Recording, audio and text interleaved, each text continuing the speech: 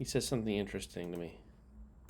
Literally cannot escape the Let me go back. Okay. bad. They have to take incredibly risky journeys to try to get to countries that might not even want them when they get there. And think about how bad, like just how horrible that must be for those refugees.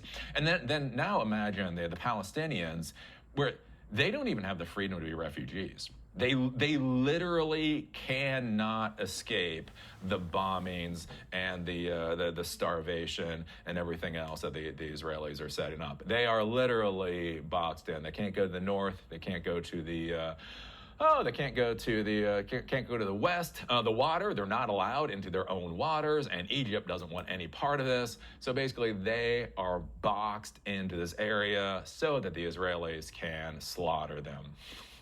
Which, that's how it... So this is a really good point. In other dire situations, people can just walk away sometimes, even though that's insane and difficult. In this situation, they're not allowed to leave, and they just get bombed and shot at and starved. The level of cruelty here is unimaginable, and it's insane that it's Israel doing this, right? It's like, wait, we went through World War II, and we went through Hitler and the Nazis, and that genocide and Holocaust, and then this country that's based on Judaism is doing this to some people they don't like. And it's just kind of like, what universe are we in? How could this possibly be a thing? But it is.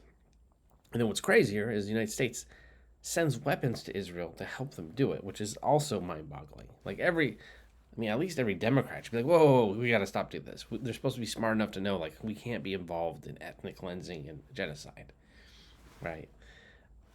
I'll even say, okay, yes, Israel has a right to defend itself from, like Yemen rockets and Iranian rockets. Okay, they can have Iron Dome stuff. I don't have a problem with that. But sending weapons and jet fighters to bomb people that can't leave, who live inside basically a prison, this is unimaginable, right? I don't know. Like, everyone should be like pretty on top of this topic right now and be yelling at the top, screaming at the top of their lungs. Like, we can't be a part of this, right? It's insane.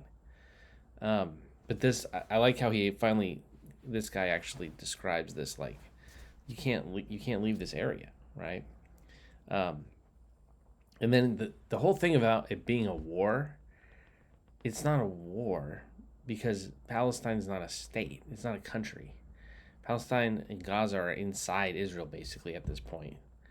And if you have bad guys in your country or in your territory, right, or the boundaries you control, I'm going to say you have the right to go take care of that, arrest the people, put them in prison, get rid of their weapons, right? But if you had bad guys in the United States, say like you had cartel guys operating in a certain part of California, you don't just like bomb the whole county they're in, right? I don't understand why this is okay. This doesn't make sense. A lot of people are like, well, if Hamas just releases the hostages, it's all over. Okay, but what if they're dead? What if they've been bombed?